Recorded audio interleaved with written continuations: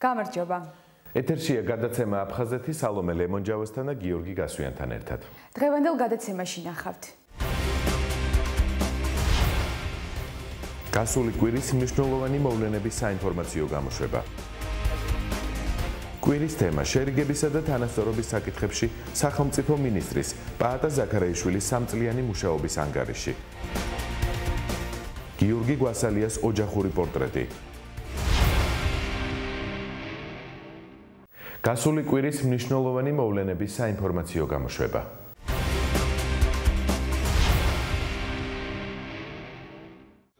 ოქტომბერს ომის ვეტერანთა დაცვის დღეს აფხაზეთის ავტონომიური რესპუბლიკის მთავრობის ორგანიზებითა და აფხაზეთის მეომართა კავშირის ხელშეწყობით შეხვედრა გაიმართა აფხაზეთიდან დევნილ ომის ვეტერანებთან. აფხაზეთის ავტონომიური რესპუბლიკის მთავრობის თავმჯდომარის მოვალეობის შემსრულებელმა ვახტანგ ყოლბაიამ ომის ვეტერანების სიგელები დააჯილდოვა და საქართველოს ტერიტორიული მთლიანობისათვის გაწეული ღვაწლისთვის მადლობა გადაუხადა. აფხაზეთის ავტონომიური რესპუბლიკის სოფლის მეურნეობის, გარემოს დაცვისა და ბუნებრივი რესურსების დეპარტამენტმა ვეტერანებს სიმბოლური საჩუქრები გადასცა, ხოლო აფხაზეთის მეომართა კავშირმა მათ მიერ გამოცემული ჟურნალი ვეტერანი უსახსოვრა. მე მინდა პირველ რიგში ყველა ჩვენ ვეტერანებს მიულოცო დღევანდელი დღე სრულად საქართველოს ვეტერანებს უსურო ჯანმრთელობა, მხნეობა და ისინი ყოველთვის სამშობლო სადარაჯოზე დგანან. თქმა უნდა, მცირე ნაწილია, ყველა ღირსი არის ამ ჯილდოსი, ამ გახსენების და მე მინდა მადლობა მოუხადო და ვთქვა, რომ ჩვენი შვილებისთვის, ჩვენი მომავლისთვის ეს უმთავრესია, რომ მათ იცოდნენ რა არის ღირსება, რა არის სამშობლო. მოხარული ვარ დღევანდელი დღის რო ჩვენ გავახსენდეთ, რომ არსებობთ ყველას თავრობას ვეტერანთა დეპარტამენტს, ვინც ღონისძიება ეს ჩაატარა, დიდ მადლობას ვუთხრით. დღეს არის ვეტერანთა დღე და ეს აღვნიშნეთ ერთად. ჯერ პატარა ჯგუფით გამოგვივიდა როგორც საპილოტე, ასე ვთქვათ, მაგრამ მომავალი მე იმედი მაქვს, რომ უფრო ლამაზად, უფრო მასშტაბურად და უფრო შემართებით ისე რომ ყველა ვეტერანმა იცოდეს დღევანდელი დღე და საერთოდ აი ვეტერანების მიმართ რო არის ყურადღება, აი ეს რო გამოჩნდება, ეს იქნება მთავარი. ვეტერანთა სასოფლო სამეურნეო გაერთიანებები, ანუ მომავლის სოფელი. ასე ქვია პროექტს, რომელიც ვეტერანების საქმეთა სახელმწიფო სამსახურმა წამოიწყო. იგი საზღვრისპირა რეგიონში ვეტერანთა დასახლებას გულისხმობს და მისი მიზანი სამეურნეო დანიშნულებასთან ერთად სტრატეგიულად მნიშვნელოვანი რეგიონების გამაგრებაა. მათ მიერ ჩატარებულმა გამოკითხვებმა აჩვენა, რომ 20,000-ზე მეტ ვეტერანს აქვს სურვილი საზღვრისპირას იცხოვროს.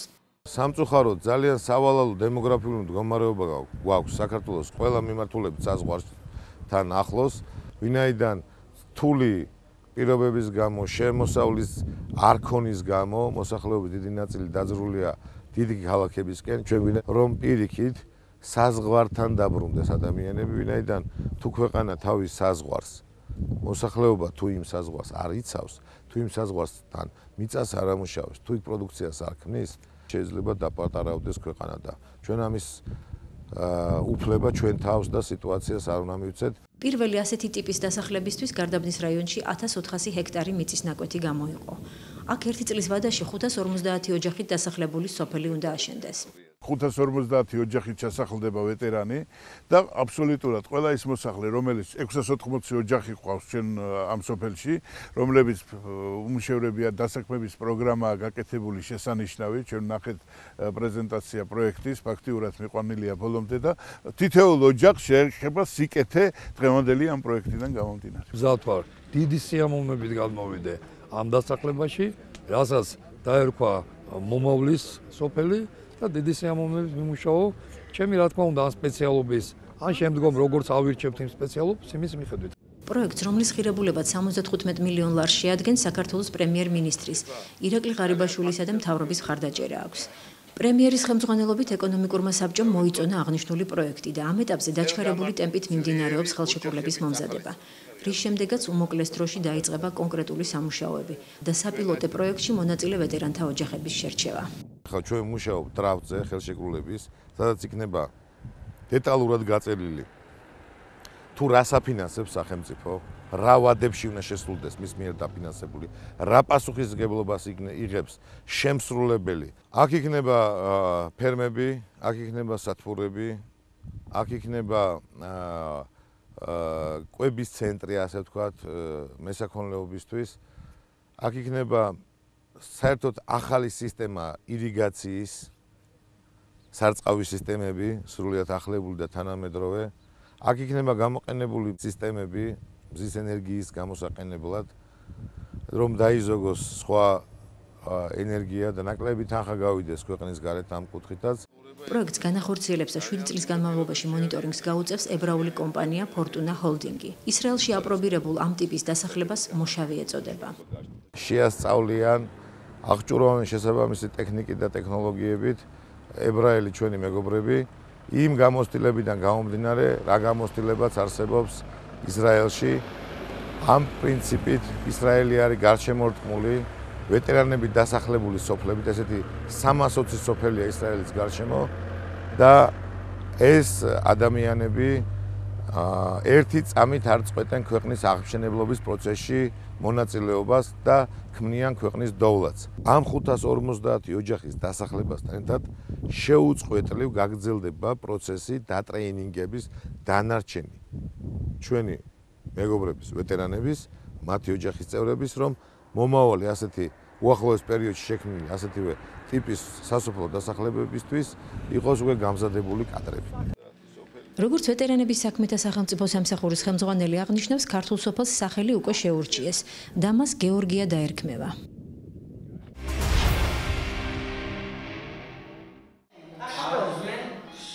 აფხაზეთის მეორე საჯარო სკოლაში აფხაზური ენისა და ლიტერატურის სწავლება დაიწყო. პროექტი აფხაზეთის ავტონომიური რესპუბლიკის მთავრობის ინიციატივითა და აფხაზეთის ავტონომიური რესპუბლიკის განათლებისა და კულტურის სამინისტროს ორგანიზებით განხორციელდა. მომავალში იგეგმება პროექტის მასშტაბების გაზრდაც. მივსდევთ მთავარ კანონს საქართველოს კონსტიტუციას, რომელშიც წერია, რომ მეორე სახელმწიფო ენა არის აფხაზური ენა. ამიტომ რა თქმა უნდა ჩვენ აფხაზეთის სკოლებში გვინდა რომ აფხაზური ენა ვასწავლოთ ბავშვებს და თქვენ ხედავთ რამდენად მოწადინებული არიან ისინი. ჩვენ გვაქვს მოლაპარაკება საქართველოს განათლების სამინისტროსთან, ისინი მუშაობენ რომ შემდგომში ეს გავრცელდეს უფრო სხვა სკოლებში, ახლა ჩვენ საპილოტო პროექტებს ვახორციელებთ 4 სკოლაში, ზუგდიდში, სენაკში, თბილისში, ქუთაისში. ისინი გულწრფელად ცდილობენ იმენის სწავლას, სადაც მათ მოუწევთ ცხოვრება და მე დარწმუნებული ვარ, აფხაზები და ქართველები ერთად ისწავლიან და იცხოვრებენ და მე უსურვებდი ჩემ ძმებს აფხაზებს, რომ იქაც თავის თანამემამულეებს და მათ შვილებს ასწავლონ სკოლაში ქართული ენა. სასწავლო პროცესში გამოიყენება სამინისტროს მიერ შექმნილი აფხაზური ენის შემსწავლელი პროგრამა. აფხაზური მხარის მიერ ქართულენოვანი სკოლებისთვის შექმნილი სახელმძღვანელო, ლექსიკონი, ფერადი, ილუსტრაციები და ვიდეო მასალა. შეიქმნა აფხაზური ენის შესწავლის ელექტრონული პროგრამაც, რომლის გამოყენებაც ნებისმიერი ასაკის მსურველს შეეძლება. ამრა აფხაზური ენა ძალიან ლამაზია, მაგრამ სასწავლოდ არის ცოტა რთული. ვაპირებთ, რომ უფრო მეტი შევისწავლოთ და წლის ბოლოსთვის უკვე ჩვენ გვეცოდინება ბოლომდე ანბანიც, სიტყვებიც და შევძლებთ ლაპარაკს. Sara studentu. Uara? Sara Senta Salgei Institut.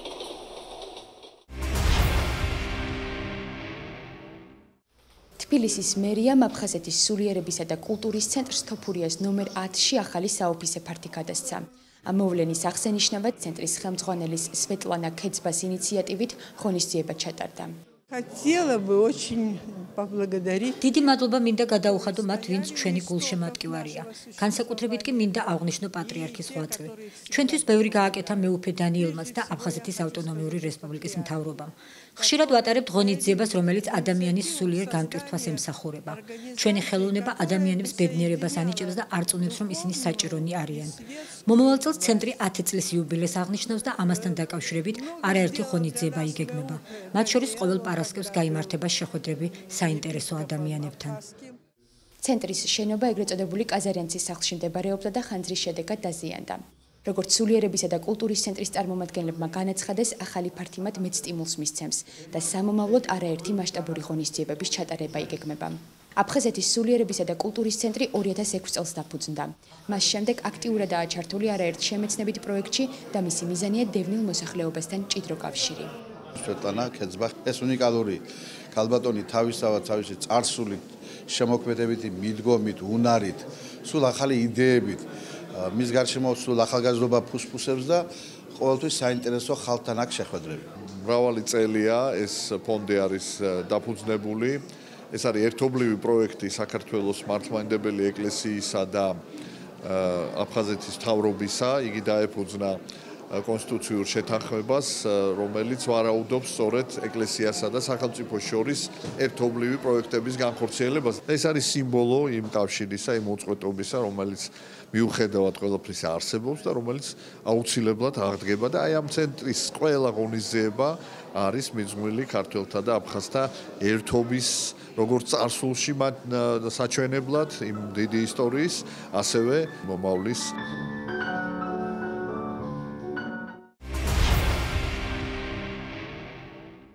აფხაზეთის ავტონომიური რესპუბლიკის განათლებისა და კულტურის სამინისტროს ვალერი არქანიას სახელობის არტ-გალერეაში ლევან ისათიას საიუბილეო საღამო გაიმართა. იუბილეოს დაბადებიდან 70, ხოლო აფხაზეთის ავტონომიური რესპუბლიკის კულტურულ საგანმანათლებლო დაწესებულებებში მუშაობის 45 წელი შეუსრულდა. სოხუმის პირველ საშუალო სკოლაში მუშავე 12 წლის ბოლო 12 წლის განმავლობაში და ეს არის ჩემი ცხოვრების ულამაზესი და უბრალესი პერიოდი და დრო.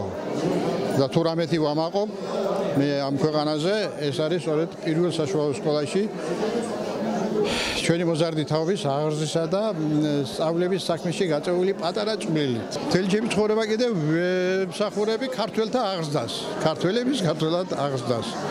ეხლა რამდენად გამომივიდა? მე მგონი გამომივიდა კიდევ მე ჩემს კოლეგებთან ერთად. იმიტომ რომ ძალიან ბევრი მნიშვნელოვანი და ღირსეული ნამოწაფარები მყავს.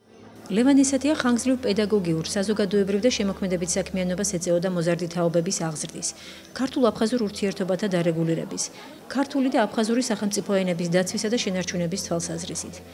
1991 წლიდან სოხუმის დაცემამდე ხელმძღვანელობდა სოხუმის პირველ საშუალო სკოლას. იყო აფხაზეთის სახელმწიფო ენის პალატის თავმჯდომარე. დღეს იუბილარი აფხაზეთის ავტონომიური რესპუბლიკის განათლებისა და კულტურის მინისტრის მრჩეველი და თანაშემწეა. საოცარი პიროვნება როგორც ქართული ენის სპეციალისტი, როგორც პედაგოგი, მართლა არის უმაღლესი კატეგორიის. მე ამასვე ვიტყოდი მის პიროვნულ თვისებებზეც, როგორც მეგობარი, როგორც ქართველი კაცი. თუ ვიტყვით რომ ქალაქ სოხუმის პირველ საშუალო სკოლაში ქართული სული მართლაც იყო და ძალიან ძლიერად, ეს ძალიან დიდი დამსახურებაა ბატონ ლევანის. მიუხედავად იმისა, რომ ქართულ ენაშიც აი რამდენი ბარბარიზმი შემოიჭრა.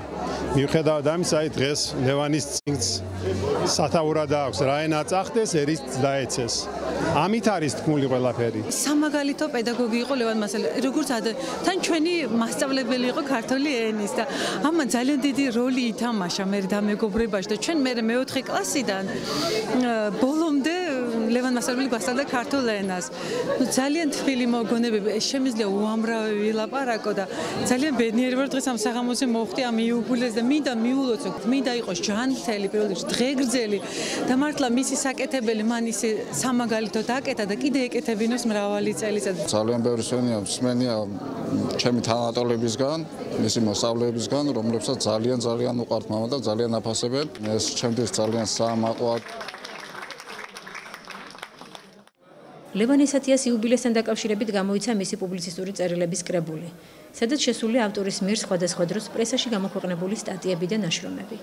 მისი მოღვაწეობა ჯერ აფხაზეთში, შემდეგ თბილისში და მისი ნაწერები არის სრულიად კარგად გააზრებული ტექსტები, რომელიც დღეს ესაჭიროება ჩვენს ქვეყანას, ჩვენს ერს და მიმაჩნია რომ ბატონი ლევანისნაირი ადამიანები იშვიათები არიან და ისინი უნდა იყვნენ ჩვენი ხალხის ორიენტირნი.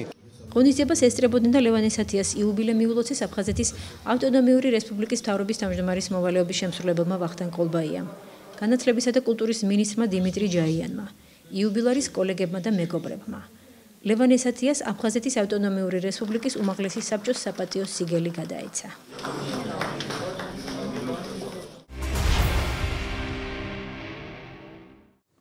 აფხაზეთის საგამომცემლო ცენტრში გაერთიანებული სამხატვრო სალიტერატურო ჟურნალი რიწა და სახელმწიფო ჟურნალი იალკანი აფხაზეთის ავტონომიური რესპუბლიკის მთავრობის ხელშეწყობით აღსდგა და წელიწადზე მეტია მკითხველმა განახლებული სახით მიიღო. ვალერი არქანიას სახელობის არტ-გალერეაში ამ გამოცემების წარდგენა და განვლილ პერიოდში გაწეული მუშაობის ერთგვარი ანგარიში შედგა.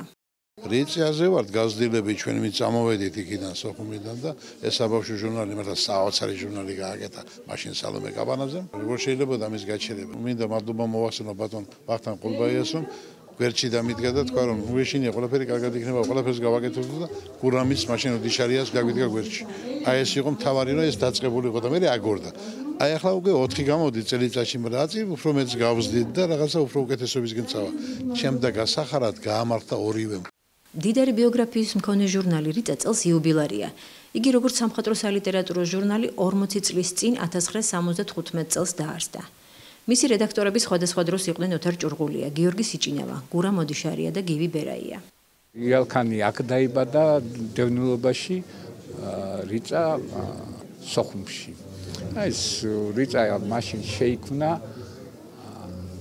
ფაქტურად აფხაზებმა და ქართველებმა ერთად მოახერხეს ეს. აქ იყო ივანე თარბა, ლასურია, სხვები, ჯუმა ახუბა, აფხაზებზე ვამბობ, ქართველები, ჯანო ჯანელიძე, გენო კალანდია, ხუტა გაგუა, ოთარ ჭურღულია და სხვები და აი ამ ხალხმა შექმნა ეს ჟურნალი. 1996 წელს ჟურნალ იალქნის დაარსება კი თბილისში აფხაზეთიდან დევნილი ბავშვებისთვის მშობლიური მხარის შეხსენების იდეას ისახავდა მიზნად.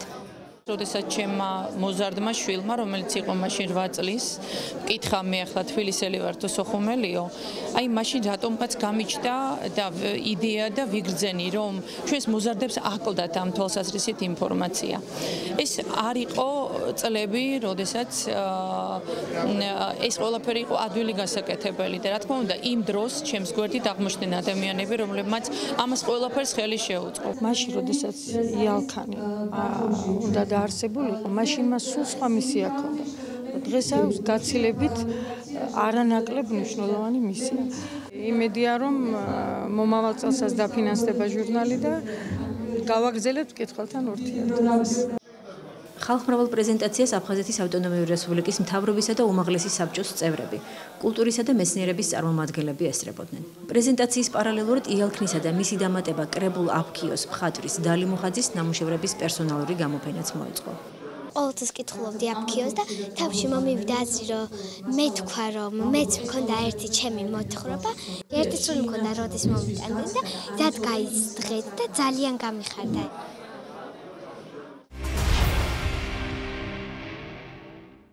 საქველმოქმედო ჰუმანიტარული ცენტრი აფხაზეთი 20 წლისაა. იგი 1995 წელს ქალაქ ქუთაისში შეიქმნა. როგორც ცენტრში ამბობენ, დევნილების მიერ დევნილებისთვის. 20 წლის წინ ცენტრი აფხაზეთი იძულებით გადაადგილებული პირების მიერ დევნილების დასახმარებლად შეიქმნა. ჩვენს ორგანიზაციაში 300-ზე მეტი პროფესიონალი გაიზარდა და მათ შორის დიდწილად იყვნენ იძულებით გადაადგილებული პირები. დღეს ეს პიროვნებები საქართველოში მნიშვნელოვან პოზიციებს იკავებენ სამოქალაქო სექტორში, საერთაშორისო ორგანიზაციებში, სახელმწიფო უწყებებსა და კერძო სექტორში. ცენტრის აღმასრულებელმა დირექტორმა ეკაგვალიამ აღნიშნა, რომ დღეს ორგანიზაცია თავის საქმიანობას საქართველოს სხვადასხვა რეგიონებში ახორციელებს. აქვს 5 ოფისი თბილისში, გორში, ქუთაისში, ზუგდიდსა და ბათუმში და მუშაობს 4 ძირითადი პროგრამული მიმართულებით. ქველმოქმედება, საარსებო წყაროების უზრუნველყოფა და ეკონომიკური განვითარება, ბავშვებისა და ახალგაზრდების დაცვა და განვითარება, თემის განვითარება და ადვოკატირება. ცენტრი აფხაზეთი ყოველწლიურად 5000-ზე მეტ ადამიანს ეხმარება. ჩვენმა მრავალწლიანმა გამოცდილებამ გვაჩვენა, რომ ჰუმანიტარული დახმარების გაგრძელება და გაჭიანურება არ არის ეფექტური. მნიშვნელოვანია, რომ იძულებით გადაადგილებულ პირებს ხელმისაწვდომობა სწრაფად გაეზარდოთ საარსებო წყაროებზე. ეს პროგრამები იძულებით გადაადგილებულ პირებს და სხვა სოციალურად აუცილ ადამიანებს შესაძლებლობას აძლევს, რომ მათი შემოსავლები გაიზარდოს, მათი საარსებო წყაროები იყოს მდგრადი და გრძელვადიანი. საქველმოქმედო ცენტრის საიუბილეო პრეზენტაცია სასტუმრო ქორთიართ მერიოტში გაიმართა. ორგანიზაციამ საზოგადოებას 20 წლიანი საქმიანობის ანგარიში წარუდგინა. ღონისძიებაზე ნაჩვენები იყო დოკუმენტური ფილმი 20 წელი კონფლიქტით დაზარალებული მოსახლეობის სამსახურში. მოეწყო ფოტოგამოფენა და ბენეფიციარებისა და დევნილი ხელოვანების მიერ შექმნილი ნამუშევრების გამოფენა გაყიდვა. ცენტრ აფხაზეთს იუბილე მიულოცეს მთავრობისა და დონორი ორგანიზაციების წარმომადგენლებმა. ისინი ჩვენი პარტნიორები არიან, ჩვენ გვაქვს მიმდინარე პროექტი სამშობლოში დაბრუნებული მიგრანტებისათვის რეინტეგრაციის ხარდაჭერა და მათი გამოცდილებით ისინი მათ კონკურსში გაიმარჯვეს და ღირსეულად ართმევენ თავს მიმდინარე პროექტს. ჩვენთვის მათი გამოცდილება, მათი ექსპერტული მოსაზრებები და რჩევები ასევე ძალიან მნიშვნელოვანია.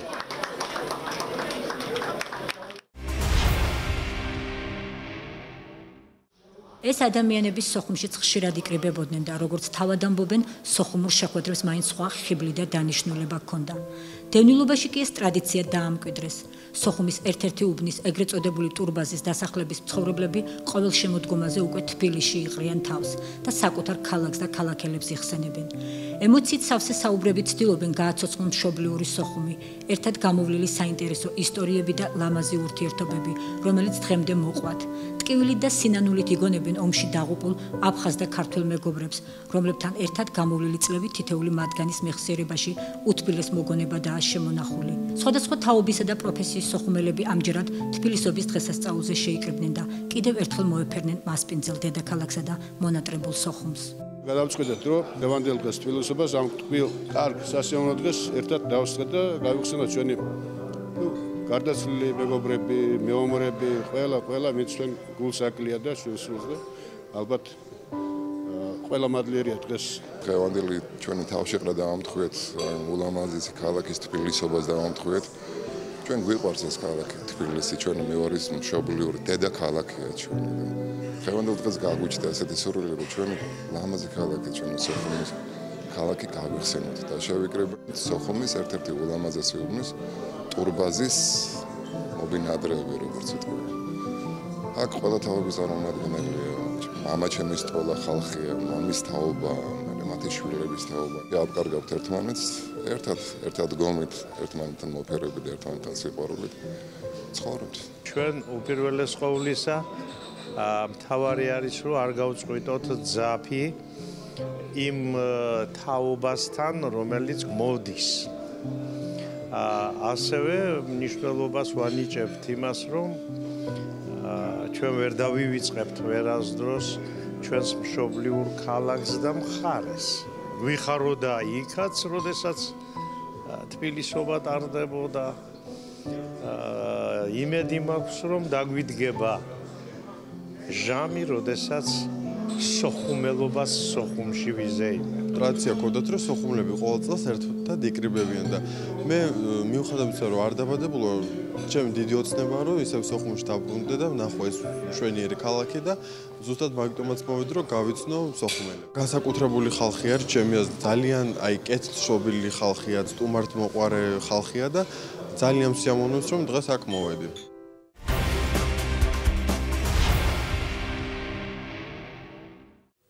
კვირის თემა სახელმწიფო მინისტრმა შერიგებისა და თანასწორობის საკითხებში პაატა ზაქარეიშვილმა საზოგადოების წინაშე საკუთარი უწყების 3 წლიანი ანგარიში წარადგინა.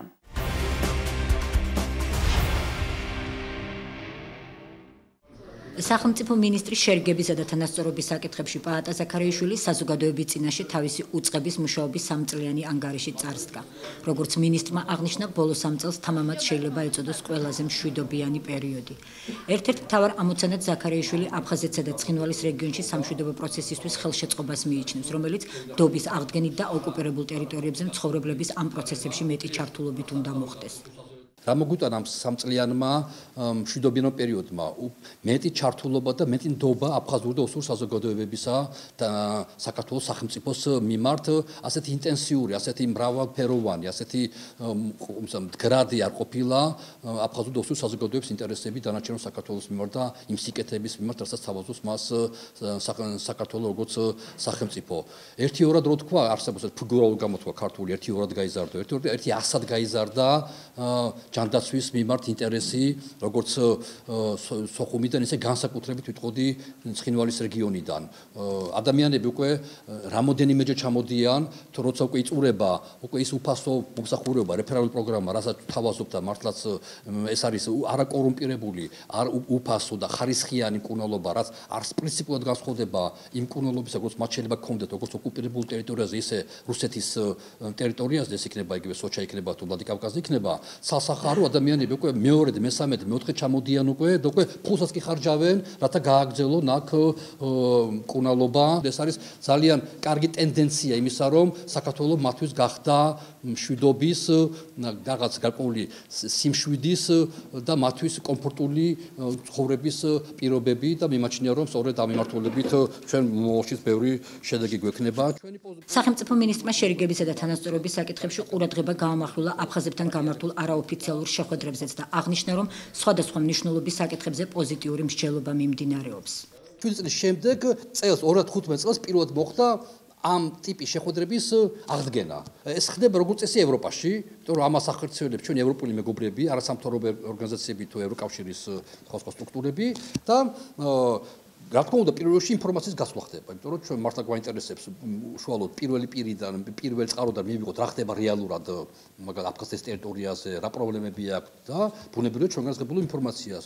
აბსოლუტურად არის გულახდელი საუბრები, არანაირი დაძაბულობა არ არის, იმიტომ რომ არ არის პრესისთვის, თუმცა ჩვენ არ ვალავთ რომ შეხვედრები არის, მაგრამ ვინაიდან უფრო ჩვენს კოლეგებს ალბათ აფხაზეთიდან მათ შეიძლება პრობლემები შეექმნათ მე რაზე თავს. არის გულახდელი პირდაპირ საუბრები პრაქტიკულად ყველა იმ თემაზე, რაც ჩვენ გვაწუხებს და რაც მათაც უხებს ყველა თემის განხილვა ხდება ყოველგვარი პოლიტიზაციისა და დაძაბულობის გარეშე. რა თქმა უნდა, კამათი ბევრია, მაგრამ ამავე დროს რა თქმა უნდა შედეგებიც გვაქვს. დე ფაქტო ხელისუფლების სხვადასხვა შტოების წარმომადგენლები არიან. ეს დე ფაქტო პარლამენტი იქნება თუ დე ფაქტო რაღაც სხვა სტრუქტურები იქნება არიან და საკმაოდ მაგალითად თავისუფლებიც არიან, მაგრამ მე ახლა ასეთ საჯარო გამოსვლის დროს არ მინდა ის პირობა დავარღვიო, რომ ჩვენ სტატუსზე არ ვლაპარაკოთ და ლაპარაკოთ მხოლოდ ან თემებზე, ან ციტირებას არ მოხდეთ, მაგრამ არ გვინდა რომ ჩვენ რაკი თავხდებით რომ ეს არის ჩატეხაუზის პრინციპი და მონაწილეობთ ყველა როგორც პიროვნებები და არა როგორც სამსახურის წარმომადგენლები, თუმცა ის რომ მე რო ვარ იქ რა თქმა უნდა რაღაცას ნიშნავს ალბათ არა, ისევე იქედანაც არის ხალხი ის რაღაცას ნიშნავს. ჩვენთან ინტერვიუში პაატა ზაქარიაშვილი ნატოს გენერალური მდივნის იენს სტოლტენბერგის განცხადებასაც გამოეხმაურა, სადაც ნატოს გენერალური მდივანი რუსეთს აფხაზეთისა და ეგრეთ წოდებული სამხრეთ ოსეთის დამოუკიდებლობის აღიარების გაუქმებისკენ მოუწოდებს. ნატოს გენერალური მდივნის შეფასებით რუსეთი დღესაც არღვევს საქართველოს საზღვრებს. როგორც პაატა ზაქარიაშვილმა განაცხადა, ეს განცხადება მნიშვნელოვანია, რაც საქართველოს სამშვიდობო პროცესის მხარდაჭერას ნიშნავს. ესეთი განცხადებები ძალიან მნიშვნელოვანია სახელმწიფოსთვის და ბევრს გონიათ რომ ეს არაფერი არა, ძალიან მნიშვნელოვანია რომ რეგულარულად წამყვანი სახელმწიფოების ლიდერები, წამყვანი ინსტიტუტების ლიდერები, ამ შემთხვევაში ნატოს მუდმივად მოუწოდებენ რუსეთს, რომ მან უკან წაიღოს აღიარება. ეს პირველ რიგში ნიშნავს იმას, რომ მათი პოზიცია კაფეოთ ასეთია და მეორე რომ ისინი ამით ცალსახად აღიარებენ რომ საქართველოს მიერ ოკუპირებულ ტერიტორიებში მათ ყოველთ მიუღებელია და ეს ასე არ დარჩება. ამიტომ ეს არის სამართლის დონის განცხადებები და ამ განცხადებები ჩვენ ვხედავთ რომ ჩვენს მიმართ დამოკიდებულება არ იცვლება პირიქით მყარდება იმართულებით რომ საქართველოს მხარი უნდა დაუჭიროს ცემა სოფლიომ და ისეთი ინსტიტუტების ნატო რო ხას უჭირს, თქო, ეს ძალიან სერიოზული мотиваცია ჩვენთვის რომ გავნადოს სამშვიდობო პოლიტიკა, იმიტომ რომ ეს არის შეფასება ჩვენი სამშვიდობო პოლიტიკისა, რომ ნატო ხედავს, რომ საქართველოს სამშვიდობო პოლიტიკა იძლევა აძლევს მას საშუალებას რუსეთს ხელახლა მოუწოდოს, რომ მისი აღიარება არის ყოველად მიუღებელი, დაუშვებელი და არაერთი საფუძველი არ გააჩნია მას.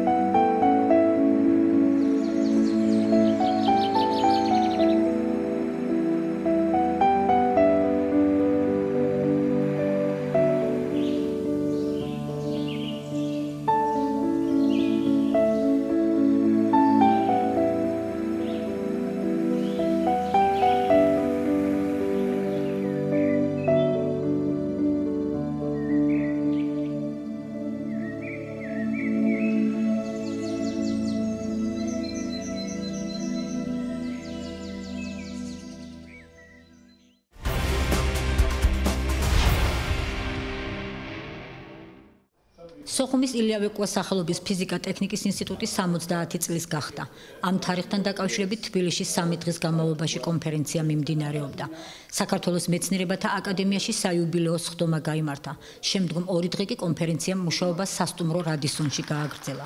მეცნიერებათა აკადემიაში გამართულ სხდომას ინსტიტუტის დირექტორი გურამ ბოკუჩავა უძღვებოდა. მან დაფუძნებიდან დღემდე სოხუმის ფიზიკა-ტექნიკის ინსტიტუტის განვითარების ეტაპებზე ისაუბრა და აღნიშნა, რომ მის ჩამოყალიბებაში აღიარებული გერმანელი მეცნიერები მონაწილეობდნენ, რაც განსაკუთრებით მნიშვნელოვანია ინსტიტუტის არსებობის ისტორიაში. როგორც კონფერენციაზე ითქვა, ამ სამეცნიერო დაწესებულებამ დღემდე რთული და საინტერესო გზა განვლო და მძიმე წლებისა და დევნილობის მიუხედავად ხირსეულად განაგრძო ფუნქციონირება. რა თქმა უნდა, იყო მძიმე წლები, მაგრამ თანადგომა იყო, რა თქმა უნდა, შესაძლებლობის ფარგლებში მთავრობისას, მეცნიერებათა აკადემიის, იგივე ჩვენი მეგობარი ჩვენგან წამოსული იზოტოპების ინსტიტუტის საერთაშორისო პროგრამების დიდი თანადგომით, აი ბოლო წლებში უკვე შევძელით ფეხზე დადგომა სრული მნიშვნელობით ამ სიტყვისა, იმიტომ რომ ამ მომენტისათვის ინსტიტუტი აღჭურვილია თანამედროვე ტექნოლოგიური სამეცნიერო კვლევითი გამზომი აპარატურით, რომელიც მართლაც რო ბევრი ინსტიტუტს შეშურდება. ეს საპასუხისმგებლო მისია, რომ ჩაატარო საერთაშორისო ამ დონის კონფერენცია. ინსტიტუტის თანამშრომელთა მიღწევებმა ბოლო პერიოდში მოგცა მისი თამამი, რომ მოგვეწია ასეთი კონფერენცია.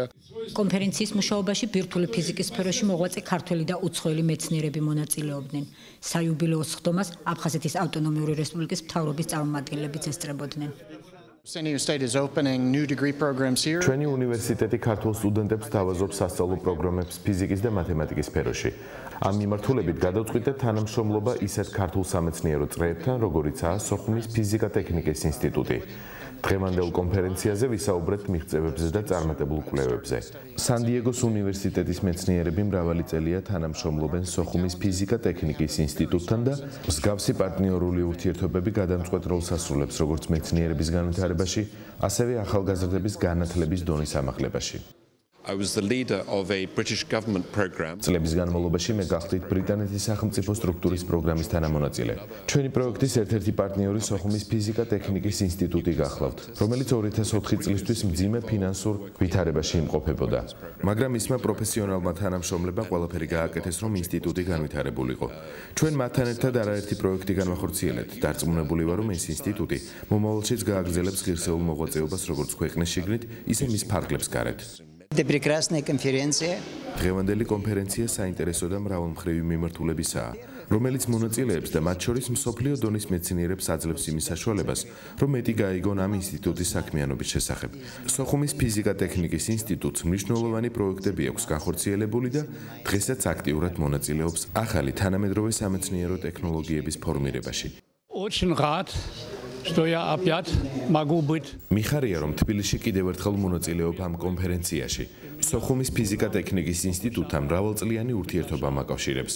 მე ვარ ის ერთადერთი მხცოვანი კოლეგა, რომელიც იმ პროცესების თანამონაწილე ვიყავი ჯერ კიდევ 70 წლის წინ, როცა ეს ინსტიტუტი ყალიბდებოდა. მაშინ ლაბორანტად მუშაობდი. სიამოვნებს ძველ მეგობრებთან და კოლეგებთან შეხვედრა და საქმიან ურთიერთობებს მომავალშიც გავაგრძელებთ. ის ფაქტი, რომ სოხუმის ფიზიკა-ტექნიკის ინსტიტუტი ასეთი ფართო აუდიტორიის წინაშე აღნიშნავს 70 წლის იუბილეს, თავისთავად მეტყველებს მის სერიოზულ მიღწევებზე. დღეს ინსტიტუტის საქმიანობის შესახებ საინტერესო მოხსენებები და პრეზენტაციები მოვისმინეთ. კიდევ ერთხელ ულოცავ ინსტიტუტს იუბილეს და დარწმუნებული ვარ მის წარმატებებში.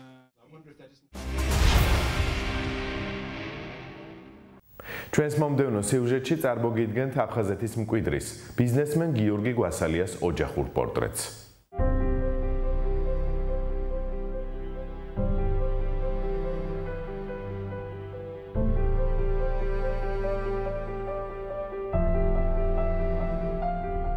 ჩვენ ძმები ერთ სახლში ვცხოვრობდით, ერთ ეზოში ვცხოვრობდით უпроსორო და 4 დიდი სახლი იდგა და საერთო ეზო ჰქონდა. ამ 4 სახლში ცხოვრობდით დინარის პირას. ერთ მხარეს ეზოს ერთ მხარეზე ღობე არ ჰქონდა, დინარი ჩადიოდა, ეს ლეთქა და ვიყავით იმ პერიოდში ვიყავით ბედნიერები. მენატრება ჩემი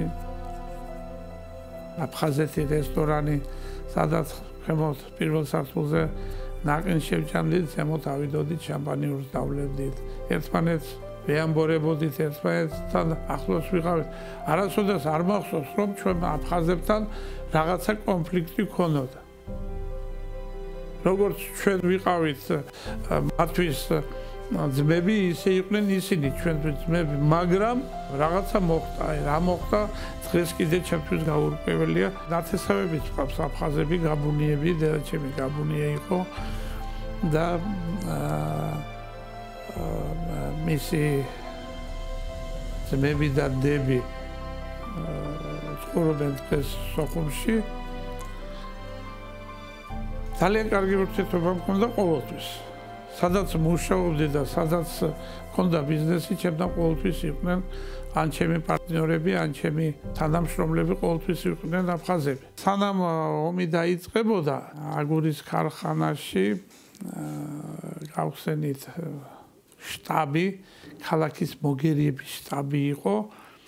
ეს ჩამბას ქუჩაზე, მე შეუცვალეთ სახელი გახდა თამარ მეფის ქუჩა.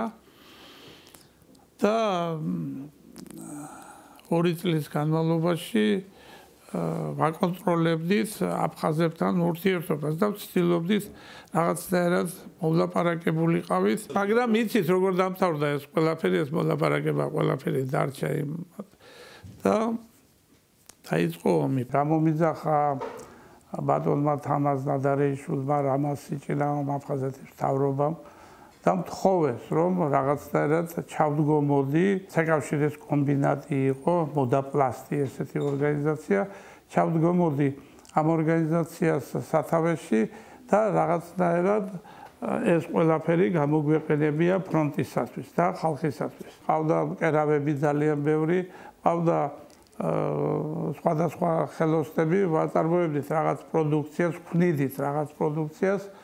მე ყავდა გემი, რომელსაც ნოვორასისკში გაქონდა ეს პროდუქცია, იცვლებოდა ეს პროდუქცია პროდუქტზე,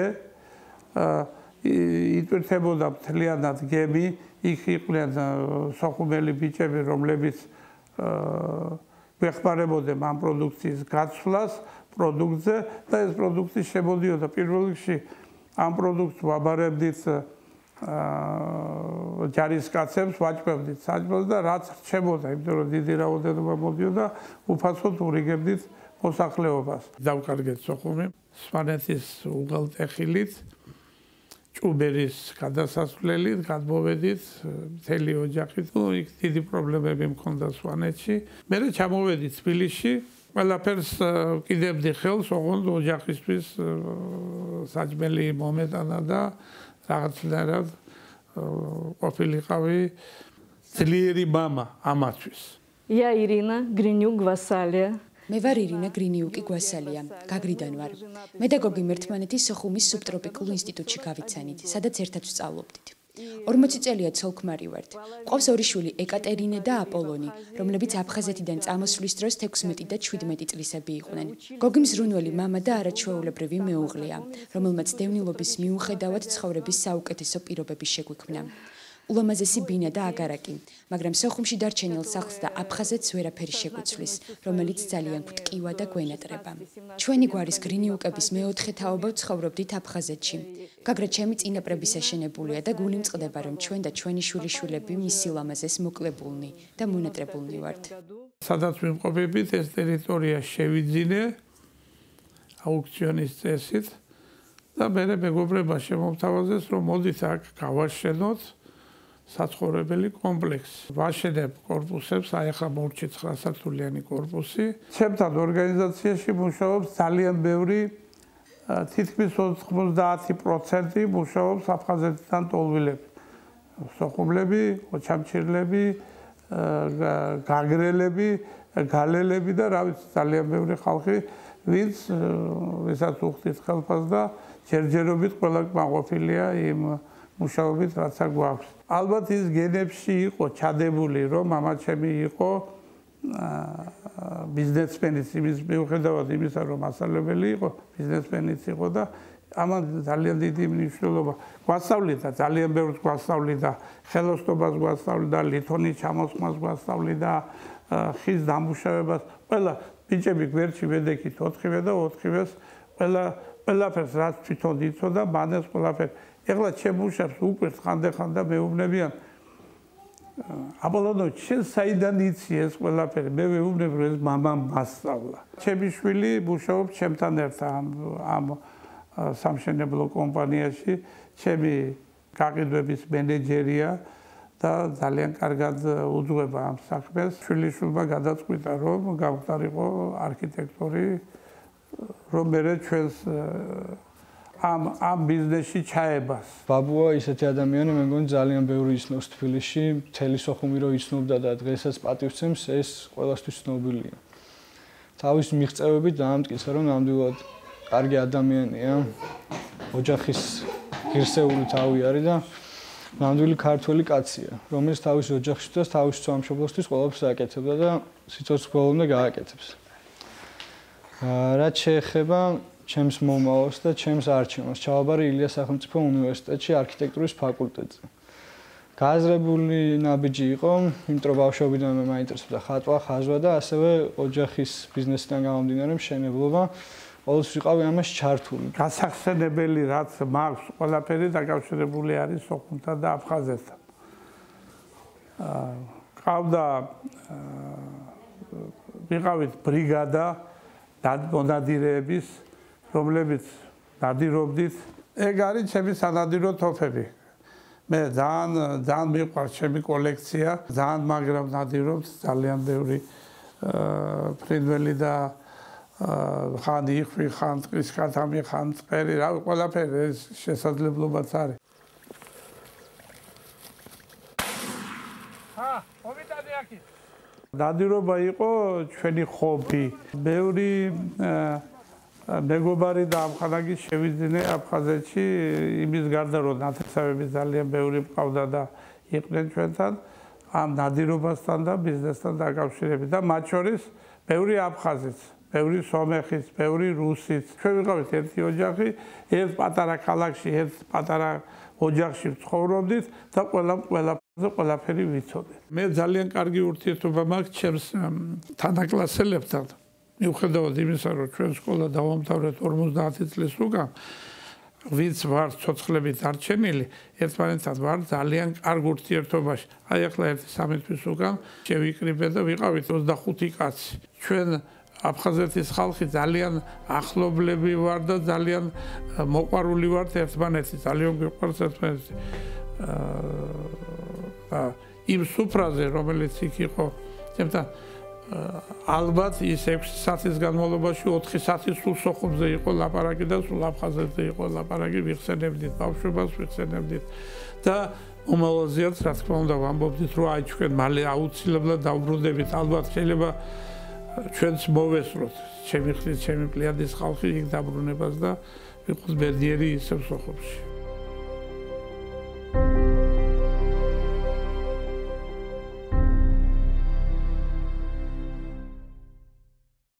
ჩვენ ერთი კვირით გემშვიდობებით. ხოლო სამშაბათს დილის 10 საათზე უყურეთ გადაცემა აფხაზეთს აფხაზურ ენაზე. ნახვამდის.